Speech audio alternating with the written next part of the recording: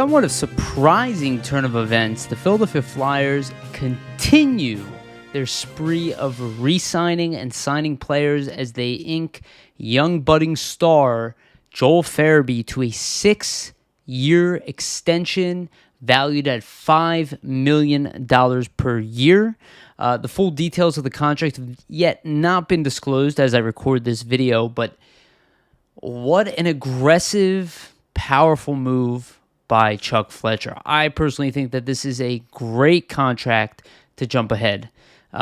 This is not the type of player you want to leave to chance and give him the ability to build upon what he's done so far. Last year, he already was producing a potentially 30-goal pace, finishing the year with 20 goals. It's a good move by Chuck Fletcher. Joel Farabee's ceiling is much higher than most people anticipate, in my opinion. I think a lot of people see him as maybe, a good top six forward. I see him as a potential superstar. I think he's already exceeded expectations, and in my opinion, it's not really that surprising. I like to relate him, and I've done this since the day he was drafted, to Simon Gagne. Now, he doesn't play exactly like Simon Gagne, but he brings a lot of the similar skill set of Gagne. He's a goal scorer, plays on the left-hand side, pure shooter in some respect for sure, and I believe that will evolve as time moves forward. He's a two-way player. This isn't a guy who, even at 21 years old, is very competent on the penalty kill, very competent on the power play. And just like Oscar Lindblom, Sean Couturier, seems to be a player who excels at all aspects of the game. This is the type of guy you really want to invest in. And with this 6-year extension, his contract will... it'll kick in 22-23, and it'll extend it all the way to the 2030, 2029. You're going to get some of his best years at that price, and I don't think Joel Farabee is the type of guy who's going to diminish by the time he hits 27 years old, but he's definitely the type of player who's probably going to keep getting better over the next several years and could be a point-per-game player or above at some point in the near future. And if they didn't re-sign him now, they risk at his price going up exceedingly high, and then you see some of the young stars that are getting contracts around the league. Joel Farabee will probably be one of the best value contracts in the NHL. With the ability to play all facets of the game, there's really no downside, because even if he doesn't hit superstar status, you have a guy who can contribute in the middle six in all situations, and there's no coach that can't find a role for him. This is a very smart move by Chuck Fletcher, and Fletcher continues to have maybe one of the best off seasons of a GM I've seen in a long time, and he should be considered for GM of the year if the Flyers do turn around from their disastrous season the previous year. I mean, the guy has filled almost every gap and has now tied up players that most people were concerned about losing. I know that he said that he might wait till the end of the season for Claude Giroux, but I think Claude Giroux might want to re-sign before that, unless the Flyers are concerned that if there is no bounce back, they might have to move him and get assets for, a potential rebuild of some sort. But I think with a trade like this, or with a signing like this, you'll see that there is no rebuild coming. Even if the Philadelphia Flyers are not successful, most likely they're changing up the coaching staff with the additional hires in all facets of the office.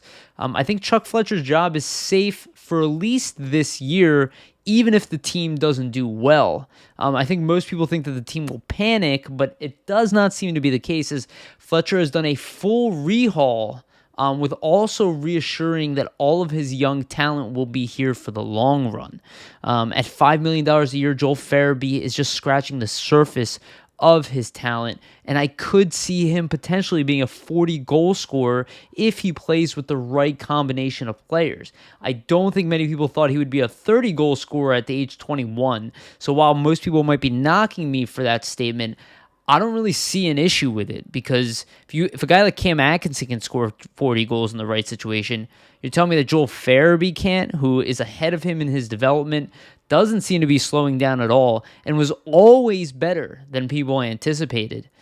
You look at that kind of contract and you really see that the coaching staff and the organization truly stands behind Joel Farabee. And I know that Sean Couturier is probably lined up to be the next captain of this team, but I would not be surprised if Joel Farabee will be considered as a potential captain if Claude Giroux leaves early. He will probably be escalated to assistant captain at some point. The kid is all leadership, all heart, and again, with the ability to play in all situations, there's really no downside to a signing like this. The Flyers are proving that they're going to win by committee, and yet with the smart signings, they prove that they can also bring in talented players if need be. They will have a very nice cushion here. James Van Riemsdyk has 2 years left on his contract. He won't be here for the long haul. Kevin Hayes will have a modified no-trade clause. And outside of that, there is not a single player on this team that can be considered overpaid. That is a very good position to be in. And you look at a player like Travis Konechny, who makes $5.5 million a year, got a very similar deal to Joel Farabee. It's kind of a bargain deal because Travis Konechny is not a two-way player in the same respect that Farabee is, yet Farabee brings the same level of offense that Travis Konechny does. It's going to be interesting as this team moves forward because they really don't lack strength on the wing. They are pretty steady down the middle, and their defense is pretty shored up. And with young guys like York and Zamula waiting in the wings, you have to figure that Chuck Fletcher is doing a very good job at building this team. So, again, Joel Farabee, I do believe his progress will continue next year, and I do believe that he could hit 30 goals next year, assuming things go right. He could end up being the top-line winger next year as well. I don't know if the Flyers will immediately jump to that with the level of talent that they do have on the wing, but Joel Farabee might not care about that. I mean, it's several times this year you're like, Joel Farabee is the best player on this team at just 21 years old. There aren't many players who are capable of doing that. And there aren't many young players, and Sean Couturier included, Claude Giroux, Travis Konechny. You can go down the list that had this kind of success this early. So there's a lot to be excited about. And again, with future captain material written all over him as well, Joel Farabee might be here to stay for his career. With this 6-year deal, yes, he will get a raise after that, but the salary cap will be in a whole different place, and Joel Farabee will be locked in for probably will be his most progressive years as he inches forward towards stardom. Chuck Fletcher, you've done it again. I don't know what brought you to be so aggressive with the future, but clearly you had an immense game plan, and you are not here to play around. And those who doubted Chuck Fletcher, and I'm not picking on anybody who did. I didn't come in as Chuck Fletcher's biggest fan, but he's done a good job as Flyers GM. I would say he's definitely inked himself an A at this point. Barring some kind of collapse, you really can't think of anything he's done wrong. And even though I've heard the knocks on Martin Jones, I really don't buy them the same respect that everybody else does.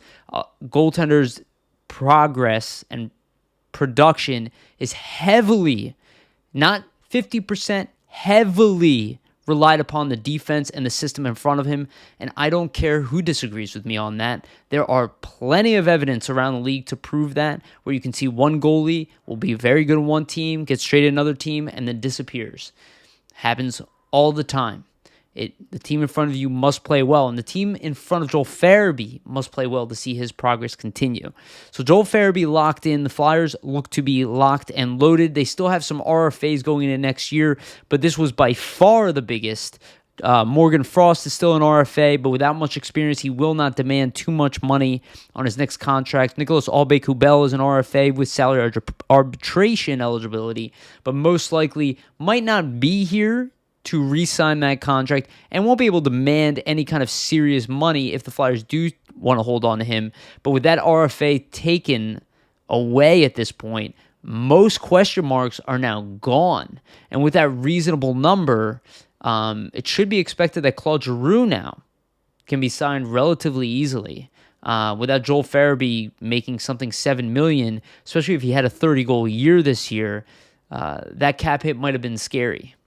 So good job, Chuck Fletcher. You continue to impress this offseason. Keep it coming. If there are more tricks up your sleeve, if there are more aggressive maneuvers up your sleeve, I think they are rather welcomed at this point. And I love the investment in Joel Farabee because I think he is the exact type of player that this team needs.